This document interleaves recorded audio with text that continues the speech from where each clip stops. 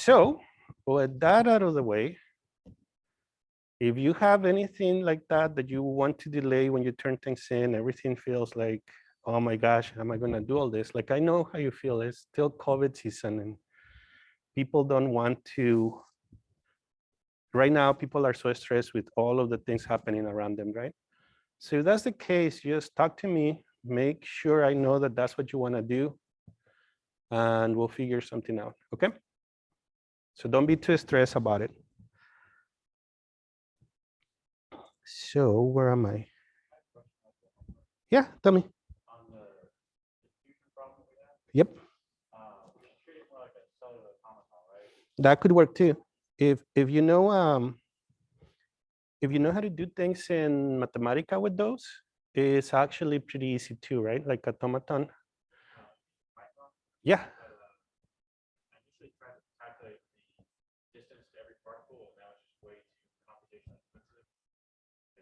No, you just in a sense you just have an algorithm that looks at yep, nearest neighbors.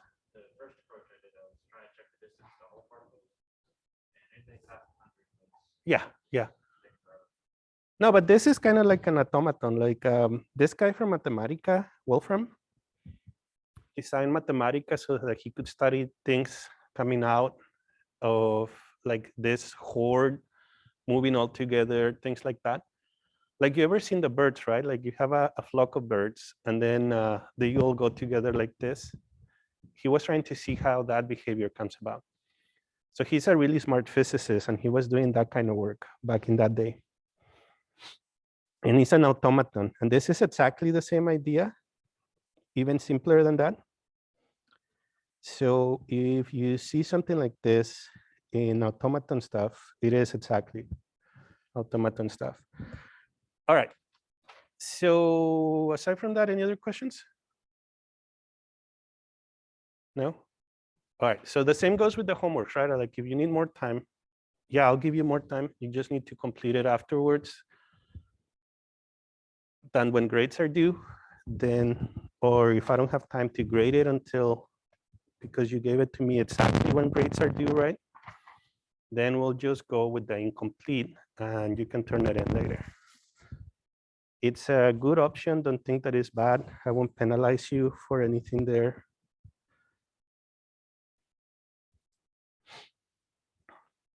And my notes are being too slow. This is annoying.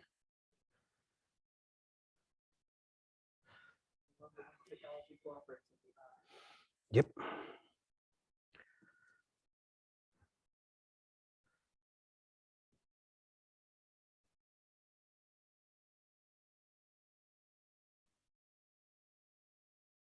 Jeez. It just closed on me.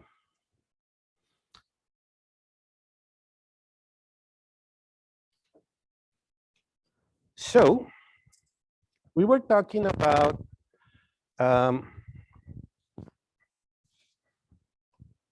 this is the formula that you get for the mean electronic speed, right? And this is something that actually, if you calculate the values, this is experimental numbers. You get a 2 everywhere.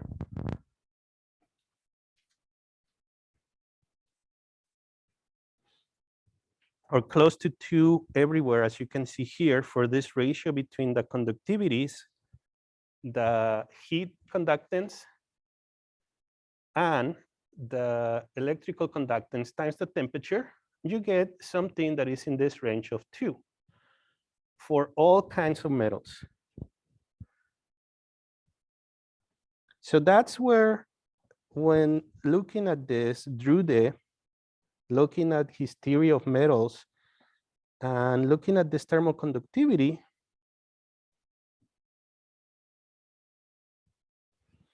he comes up with this and says like, wow, this looks really good. He did the theory. He gets these values right here. And he puts them in. And this prediction actually works out to be close enough to 2 when you start putting in the values that could be calculated from other materials.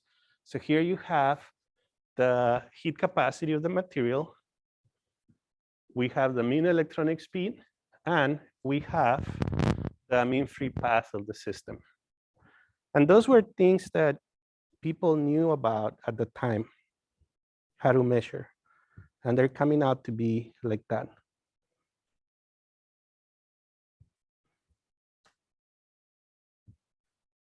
All right, now it opened up. So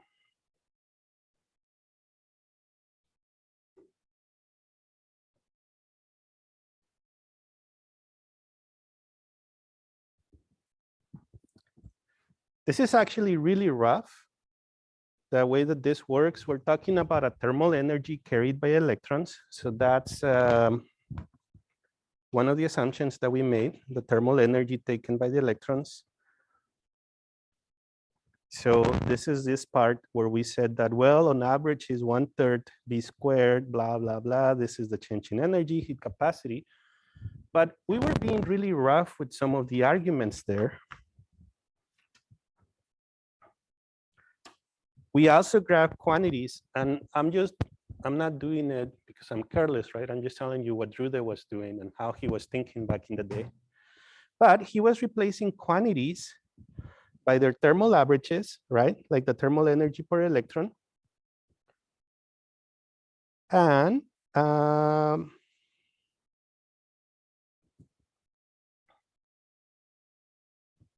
you could do this better with less assumptions. But it turns out that even if you're really careful, you get the same result that I'm going to show you now.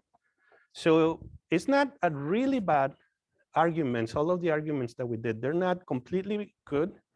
There's always some room to improvement, but those makes things way more complicated. And in a sense, once you do that, things are not going to be working out any different. Especially in some circumstances, you get exactly the same thing I'm going to write down. So given this estimate right here for kappa, I know what kappa is now, kappa, and I know what sigma is from before, right? So this is what drew the theory values of this sigma and now the kappa.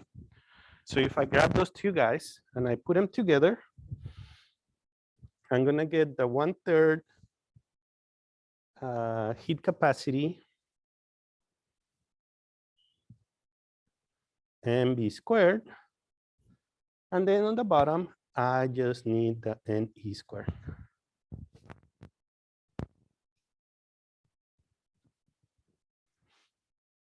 So at this time, through that time, he said, oh, I know what the heat capacity is.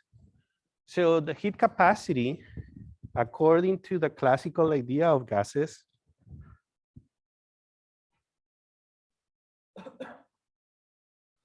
remember, this is 1905, right?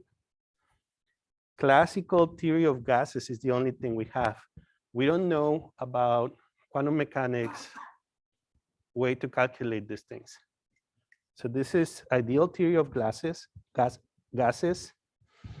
So CB is equal to, and you guys know this quantity because you already saw it maybe in thermal physics, where N, sorry? KBT. So you already seen this one before, maybe if you took thermal or heat or some class like that, because this is the one that you learned to use. This one is not right. This one needs quantum mechanical corrections, but Drude didn't know that, right? And then the other thing that Drude assumed is that this 1/2 mv squared, right, the kinetic energy, it's also 3/2 kBT, again, from the classical theory of gases, where he's assuming that electrons are like a gas of particles that only have 1 degree of freedom.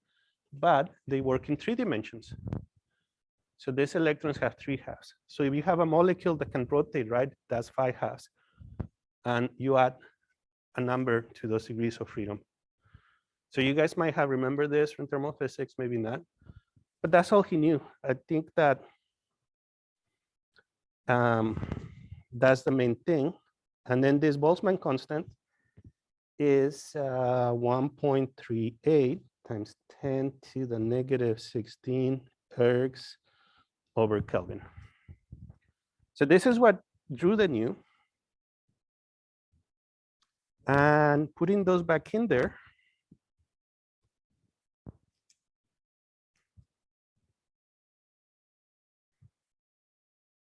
kappa over sigma gives you 3 halves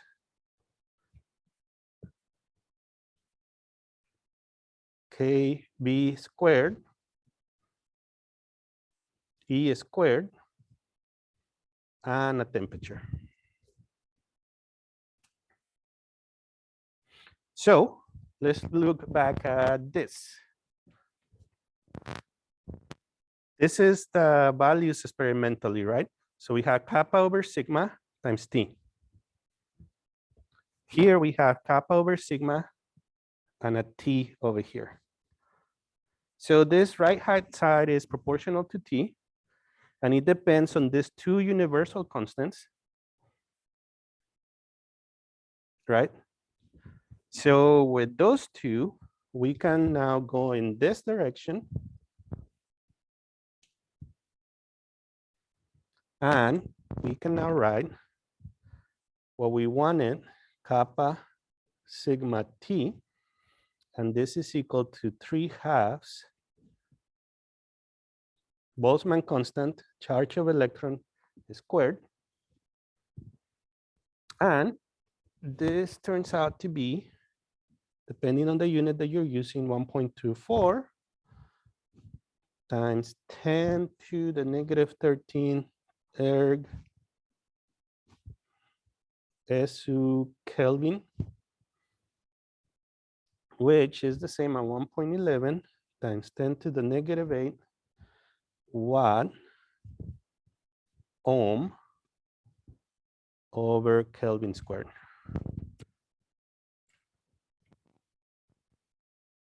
And here is the numbers that we get over here, kappa over sigma times T.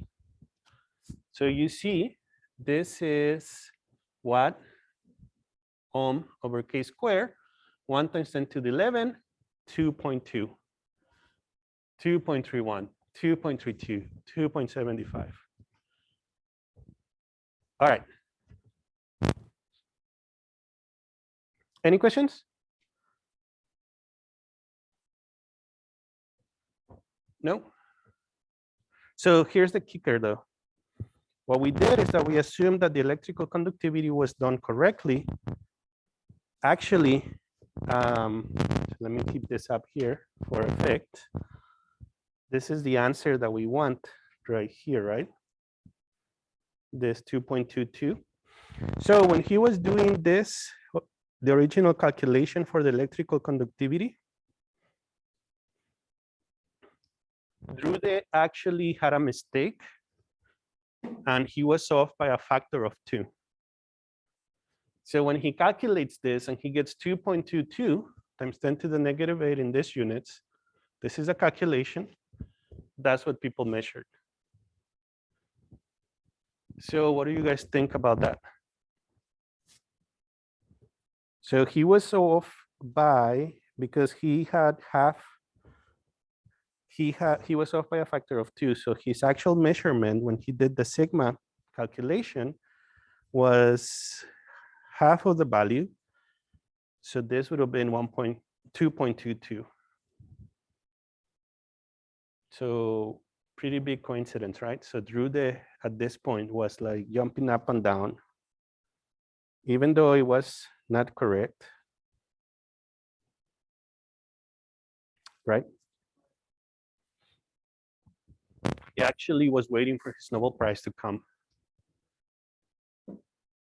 So I find that hilarious, right?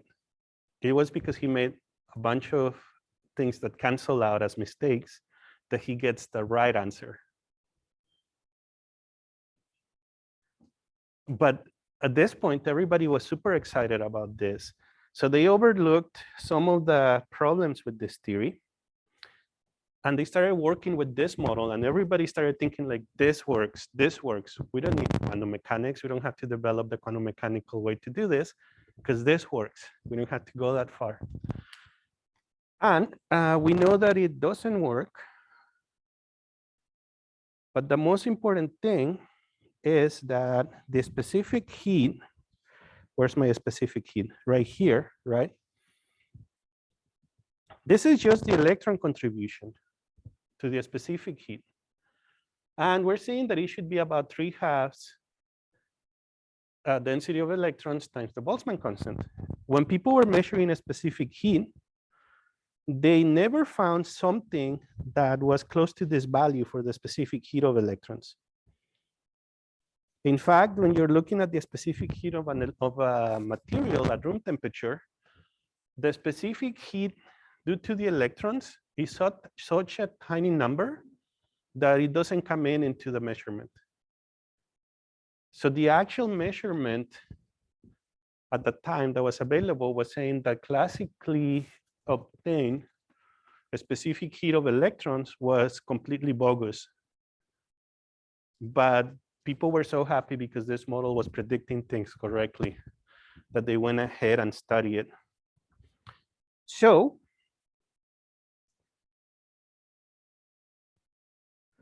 aside from the factor of 2, right? What happened is that he has, this Drude theory has 2 mistakes. One is that it's off by 100, a value of 100. So when we look at the specific heat, of a system, the electronic contribution to the specific heat is 100 times smaller than this from electrons. So that made it so that his theory is off by not just 2, but 100, right? But then the other thing is that this classical value right here, the mean square electronic speed, this v squared, is, so this specific heat is off because it's 100 times bigger than the reality is. But then this value of the v squared is off because it's 100 times larger than what it should really be. So those two actually cancel out. If you do quantum mechanical calculations to calculate the electronic speed and the specific heat, you get the same numbers as this. And it's because there's 100 and 100 error. 100, an order of 100 here, an order of 100 here, and those two cancel out. One is 100 times too big, one is 100 times too small. Questions?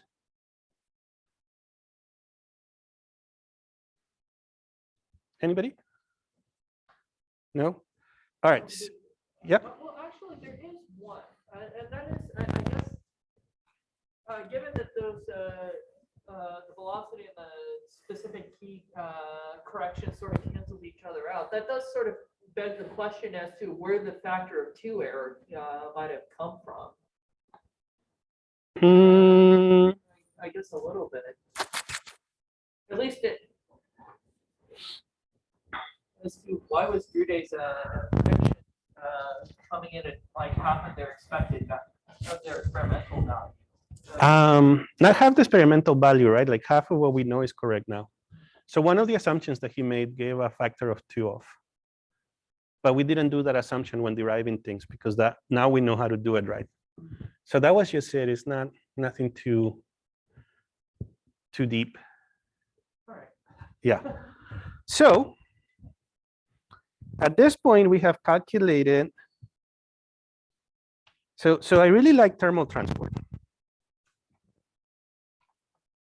because I find it fascinating. It's not easy to deal with.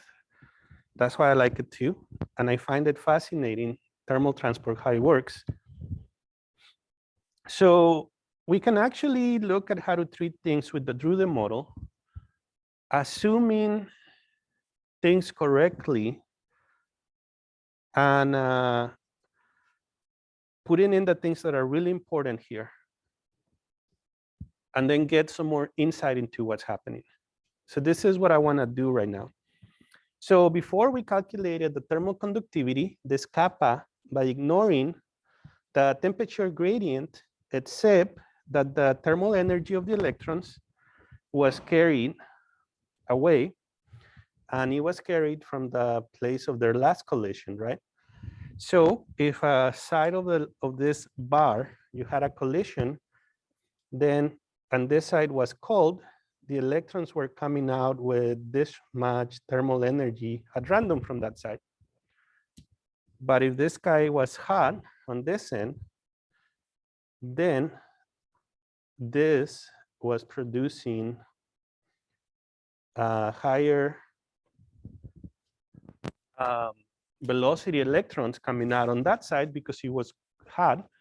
And therefore, those electrons that are hitting the red side carry the energy towards the blue side. So that was the only assumption we did, right? We assumed that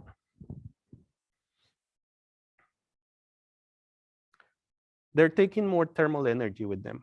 That's all the assumption we did. Thermal energy carried by a group of electrons. So let me write it down.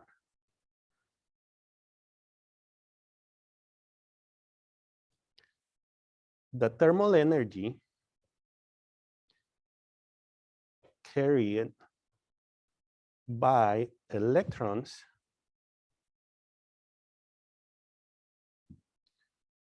depends on temperature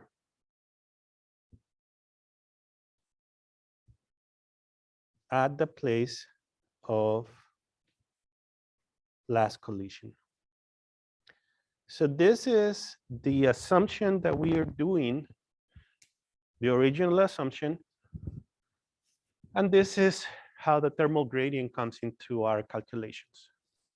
That's the only place that our thermal gradient comes in. So now let's do something better.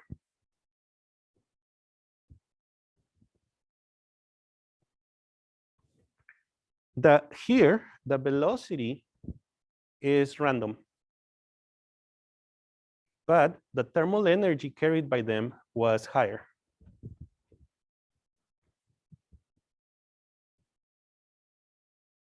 Now, if the electrons are taking with them more thermal energy,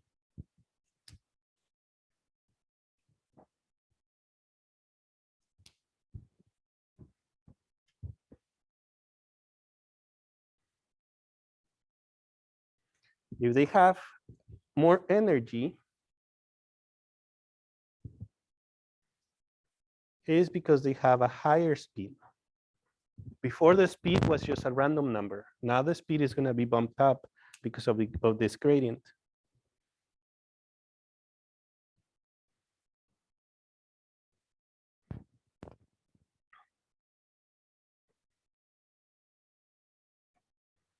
So we're going to assume that the speed depends on place of last collision,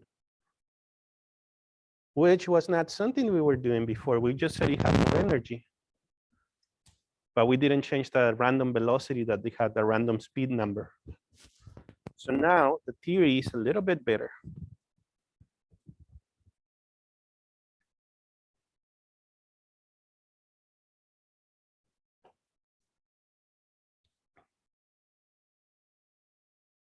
So what's going to happen if we have that the speed going in this direction is higher than the speed coming in this direction? What do you guys predict?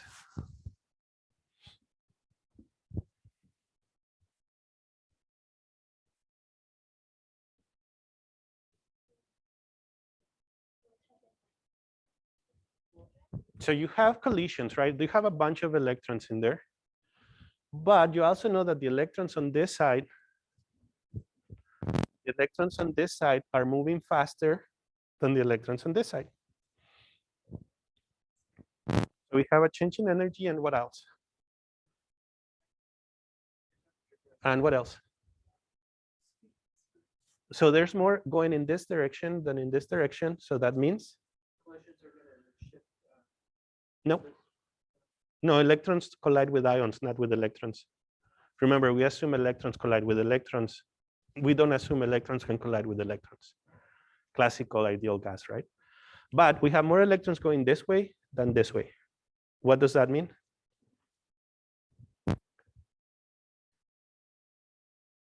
If you have 1,000 electrons going in this direction and you have 900 going in this direction, you have a net charge flow, right? Right?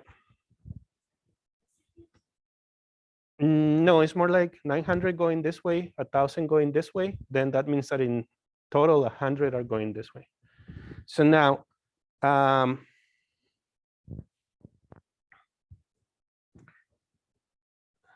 so this velocity difference results in an electrical current. Does that make sense now? If we have an electrical current?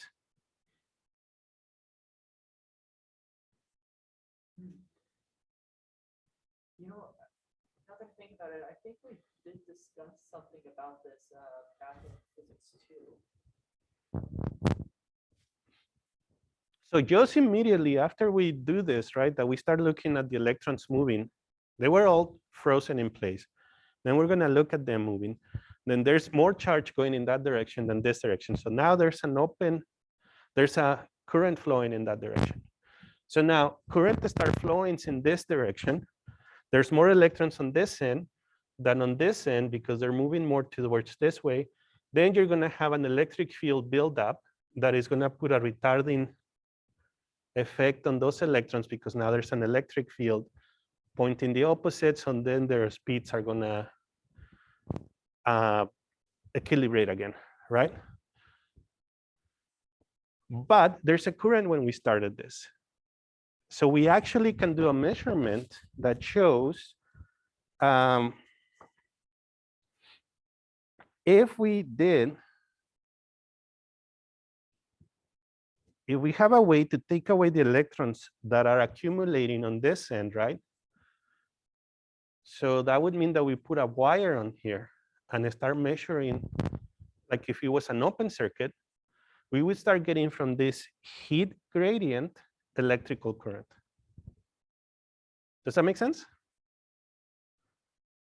Yeah, essentially what you're creating is a potential difference between the cold and the hot end. Mm-hmm.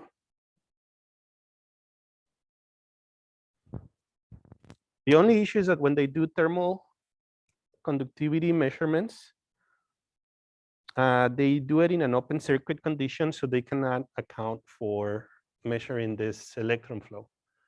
So no current flows when they're doing the thermal conductivity measurement. But if we know what the thermal conductivity is, then after measuring them, we start doing it again, putting in the closed circuit so that you start charging a battery maybe, or turning on a light bulb.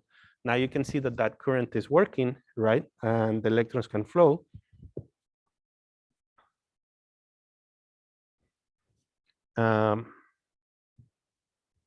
So this velocity difference results in electrical current, electric charge accumulates,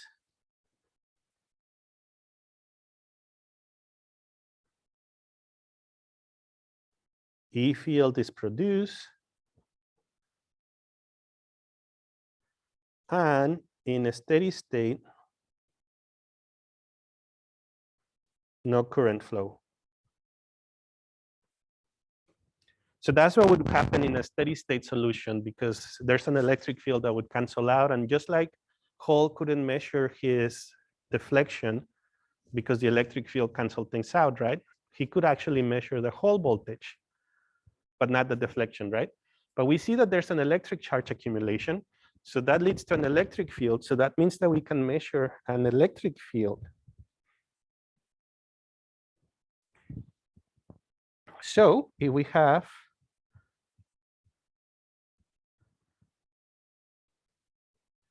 from a temperature gradient, we can get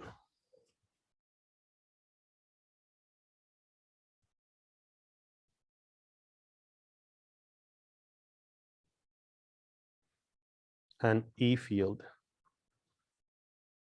So this brings us to this new equation, and it's called the thermoelectric field. So we have a thermoelectric field, and there's this quantity Q, which is the relationship between the two. And this Q is called the thermal power.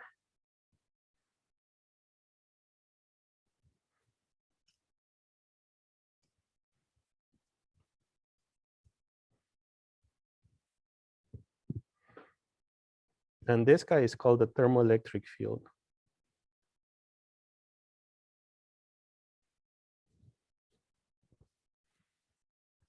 So this effect has been known for a long time. It's called the Seebeck effect, where you get an electric field out of this thermal gradient. And actually, this proportionality constant depends on the material that you're using, right? But you have an analog to this, so this is an electric field due to a gradient in temperature. You can also do the opposite, where you add an electric field and you create a thermal gradient. So how many of you have a cooler connected in your car? Like these little coolers that you connect with the 12-volt thing to your car. Does anybody have one of those? Oh yeah. Exactly. You have one? Yeah. So a Peltier thing is also a cooler that works like that with electric fields. So these little coolers that connect to your car, some cars even have them, like the glove box, like there's some Volkswagens. The glove box can be like a little fridge and keeps things cool. So they're not very efficient, but they're an electric field creating a thermal gradient so that you can keep things cool. So that's a really important thing, that you can do that. In fact, when they first discovered the semiconductor, is because they were doing this kind of things, and they were doing like this parlor tricks. They had two little wires coming down, like I think they were like put together like this, two little wires, and then they would put a gradient in the electric field, a voltage difference between the two, right?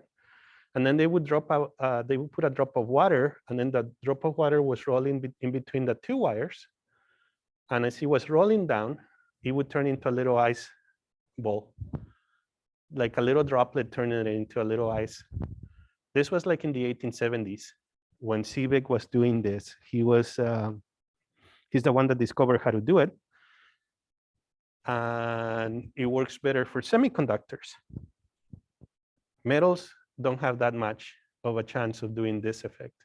And that's because this thermal power depends on things that metals are really bad at, semiconductors are okay at. But this constant that I haven't told you what it is yet, right? Except that it's called the thermal power. You can see the applications of this, right? Let's say you're in your vehicle. When you're driving your internal combustion engine, what temperature does it get to?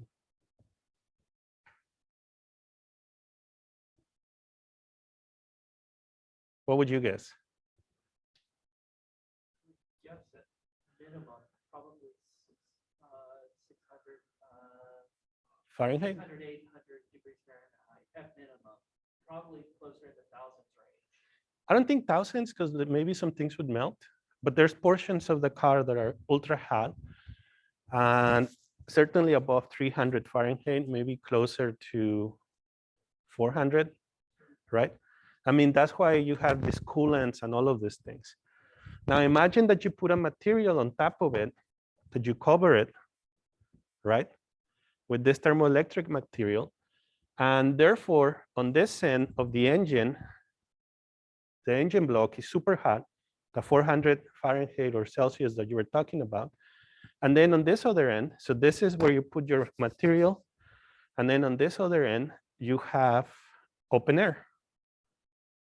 So now you have a thermal gradient of maybe 300 degrees, right? If it has enough thermal power constant, then you generate a nice electric field. And then you start charging batteries or doing something like that. So that would be a way to get rid of heat, because you're taking heat away from your engine. You're generating power, electrical current, right? And it's off of this heat that you have to get rid of anyways. So the parasitic heat, your combustion engine is really bad in terms of its efficiency, because I believe, depending on the engine, between 60 and 70 or more percent of the energy stored in the gasoline or diesel is converted into heat, and about 20% into motion. So this might be something useful to use it there. Other applications is, for instance, cameras. When you go to a telescope, or even the ones in high energy physics, particle physics, they use detectors, right? When light comes in to the camera, or electrons or particles pass through the detector has a little pixel that gets lighted up. And that's because it captures something, it has extra energy, right? So that means that that detector is not going to be available until it has dissipated that energy somehow. So if you have a camera and you lower the temperature of the camera to a lower temperature, then that pixel can be ready faster. So a camera in a telescope is going to be better at lower temperature, and you can make a material that has an electric field on it to have this thermal temperature there, this thermal gradient there, and you put the cold side to the pixel and then take away that heat and have the camera be ready faster, that pixel be ready faster. And that means that your camera is better for detecting and lowering noise, for astronomy effects. Same thing could happen with detectors for particles in particle accelerators and so forth. So that's how these thermoelectrics could be really good. And then the last thing that they're really good at, you guys know about our probes going out to space. If you go past Saturn, the sunlight is less than 1% of the normal sunlight we get. So there's no way to put solar panels in them, right? And actually, solar panels don't last in outer space because of radiation. So the first things that went out to outer space, even like they're still going, like the Voyager, the Pioneers, all of those guys, they have a nuclear reaction happening inside of them. How do they harness the energy out of them? Do you know? There specifically is a miniature fission reactor. No, that would be too big. It's actually through this effect. Yep. I mean, you could make a nuclear reactor and put it in space and all of that to power like a engine or something, right? But that's too big. What they do is the following. They have a radioactive pill, right? The radioactive pill is heating something, heating it up, heating it up, heating it up. Then that something, you heat it up, the other end of it is put with a thermal gradient pointing in another direction, right? And in outer space, you can get really hot on one end and really cold on the other end. And you have a thermoelectric generator. That's cool. So this is how those things, I mean, the Voyager is such a tiny thing that it wouldn't be possible to put a fusion reactor in there. Yeah, I don't know fusion reactors that work yet, right? We definitely don't have fusion reactors. but Iron Man made one, so, and it was like this big, right? The power of having billions of dollars, I guess. No, he did it in a cave. So anyways, if that could be done, you could have, so this fission reactor idea is too big for it to be effective, but having a thermoelectric generator, that's how those things keep going in outer space. So if you go past Saturn, it's because you need something to keep generating power, and that's the equation that tells you how it works. All right, any questions? No?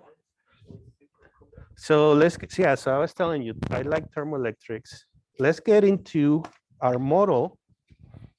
Let's estimate thermal power using this crude Drude ideas, right?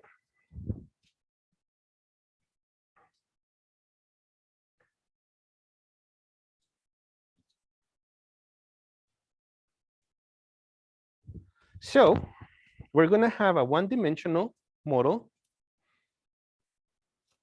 kind of like exactly the same thing I did in the previous class, right?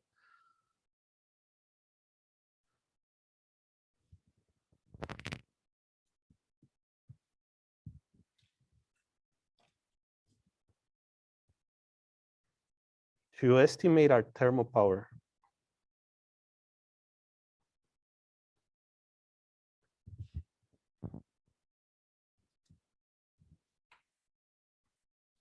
So the mean electronic velocity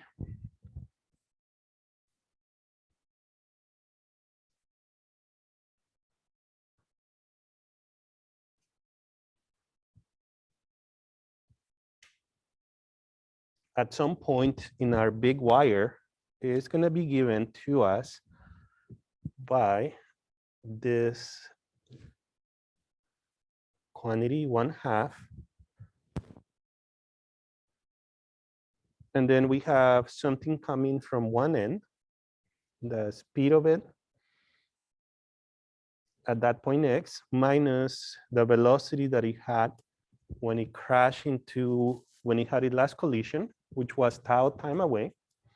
And then we have the velocity coming from the other way.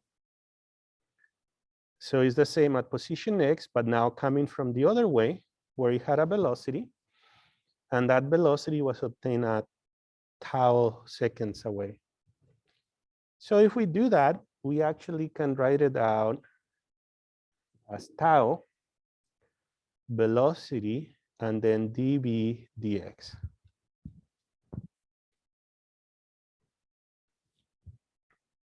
So we can do calculus and then modify this equation, negative tau b dvx, right? And it's going to be negative tau, and then the derivative with respect to x of b squared over 2. So if we do that, right, we get the same answer as above. But now we're back at having a b squared. And we like b squareds because we have that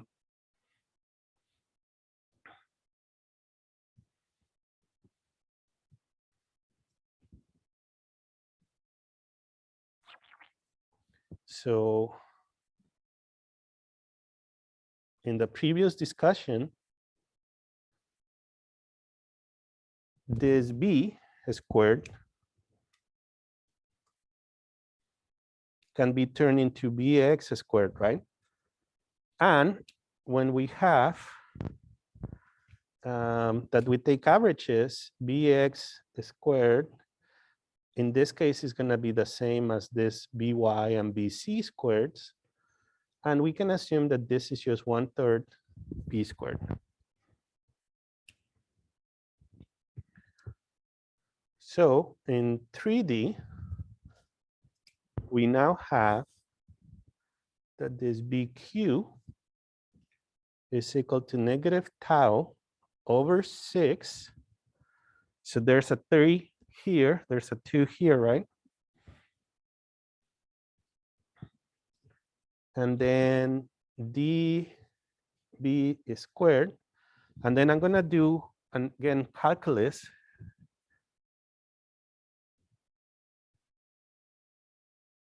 And instead of writing dx, dy, dc, I'm gonna put that here in the del operator to make this gradient of the temperature, and we take the derivative with respect to temperature down here. Imagine this is all the calculus you need for an advanced physics class. And it's not even calculus because those guys will have a cow if they see it.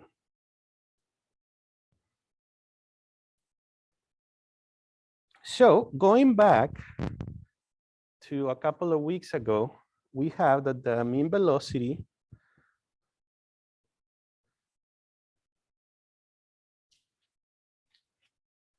due to an electric field is given to us by B electric. So this one is different, right? This is an electric field one. This is from the thermal. And this velocity, mean velocity is the electric field. So let me make this one a vector. This one is a vector too now. It's not one dimensional. This is the electric field vector. Then we have tau right here, and we have the mass. So that would be the equivalent for the electric field.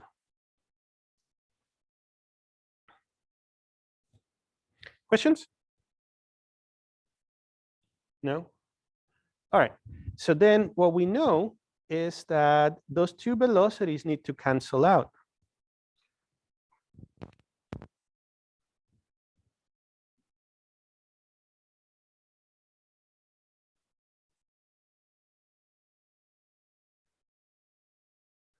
So we know that BQ plus BE is equal to 0.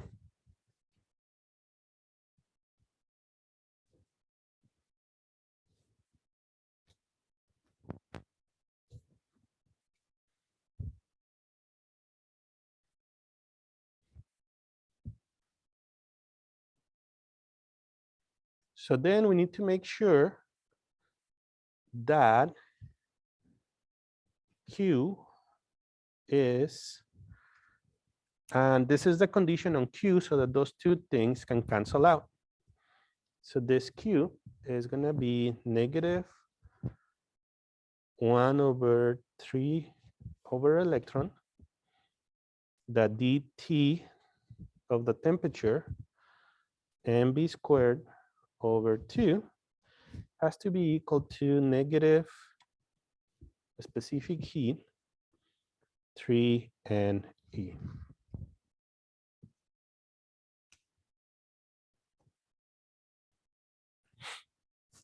So here we haven't done anything wrong so far.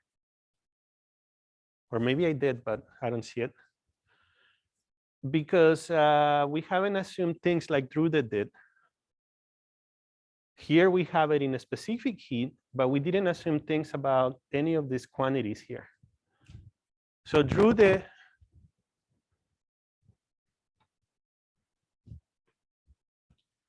so this is wrong.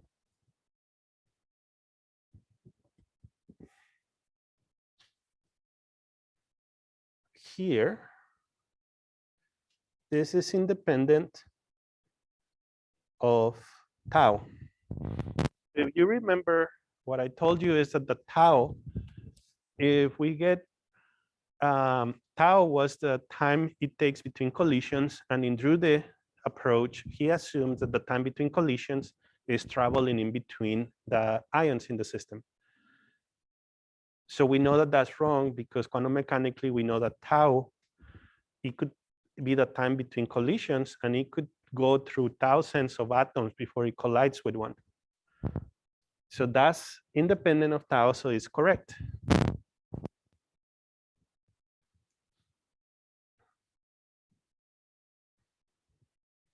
So this is something that Drude did.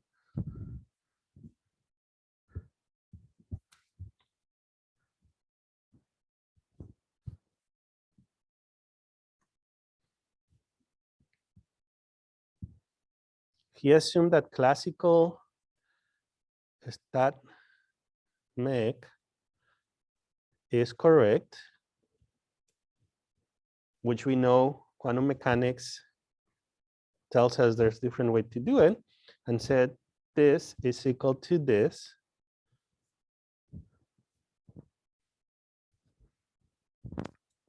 And from that, he comes out with Q is equal to KB over 2E.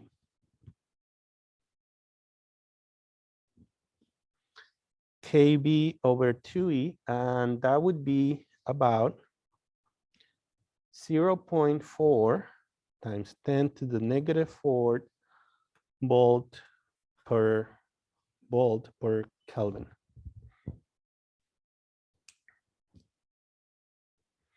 So this is the answer that Drude gets. So it turns out that this means that for every degree, you're getting 40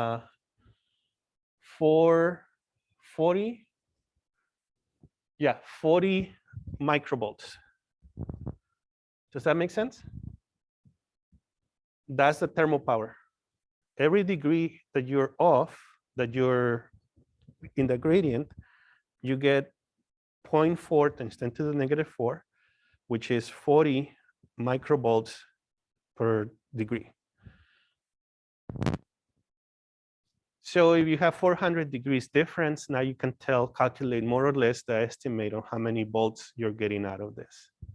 If you have 1,000-degree difference, you're getting like 0.4 volts of charge, right?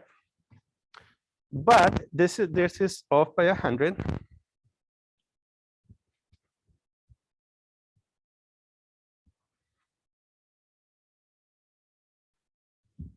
This is the Drude factor of taking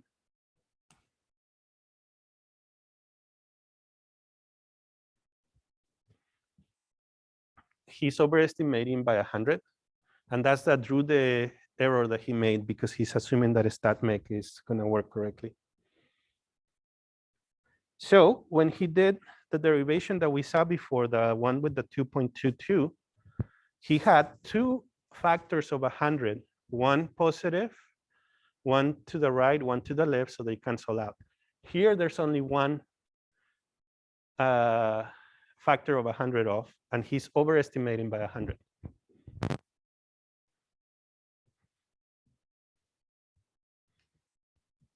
So from the correct result, correct approach, Q is in the order of 1 microvolt per Kelvin. So when you do the same thing, but use quantum statistical mechanics, which you need to get things right,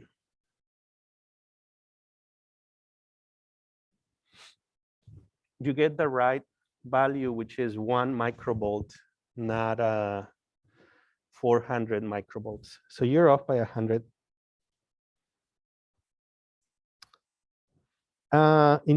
When you do this with quantum statistical physics, sometimes the thermoelectric field is even opposite.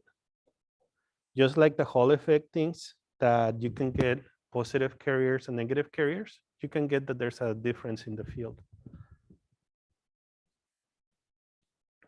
And something that is still the case, this field of how does heat transfer is really complicated, because we're talking here about how the electrons carry heat, but it's not just electrons that carry heat, right? What else can carry heat?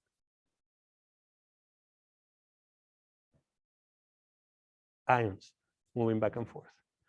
So the theory for that, sorry? Radiation. You can have radiation carry heat, right? So just a theory that takes into account all of these effects done quantum mechanically is not agreed upon yet, because it's really hard. And it's still a good place to do research in because people are not understanding all the phenomena that happens. Yeah. Is that because to take all the effects into account is computationally expensive? Not just, yeah, but not just computationally expensive. It's more like we really don't know how to do it right. Like I can come up with predictions for things, right? Then I need to check, are those predictions correct? And then for some systems, my predictions are completely off. And then one might say like, oh, it's because you didn't take into account this degree of freedom or something like that. So this is a field that figuring out what has a good thermal power, what doesn't have a good thermal power. A good quantitative theory of thermoelectric power is not available. So I wanted to get into that, but there's a poster session that Paul is at right now. Undergrads are presenting the research, and I won't be able to do it in 15 minutes. So what I was thinking is, how about if we stop the class right here? And then another thing, this Thursday, we have a colloquium. How many of you go to colloquium? Colloquiums? You have to go, right? Grad students. Are you available at 3:30? Thursday. All right. How about we do the following? Instead of having class on Thursday, you guys are required to go to colloquium. I'll make sure that you're there and that you ask a question. You need to ask a question to the speaker, okay? Right. Oh, The speaker is Donnell Walton from Corneg. You know Corneg? Corneg Company? So he's from industry. The Corneg Company makes the glass that goes on top of your phone. The Gorilla Glass? Yeah. So he's gonna give a talk here for us on Thursday. And what I was thinking is that this is a really interesting one from material science perspective. So if you guys agree, going to colloquium instead of the Thursday class, and then I'll provide you guys a video to recover the lost class. You guys will have to see a video and then ask me questions over the video. Is that a good deal? All right, so remember, ask a question, okay, during colloquium. So make sure you're paying attention so that you can ask one question at least. I don't mind if the question is easy or hard. Don't think like, oh, this is a stupid question. Oh, I cannot come up with something. Yes, there is things that maybe you could ask better or things like that, but don't worry about it. What I want is for you to participate in the colloquium process. All right, anything else? So next class is on Tuesday. Thursday's class is canceled, but you have to go to colloquium. All right, see you all.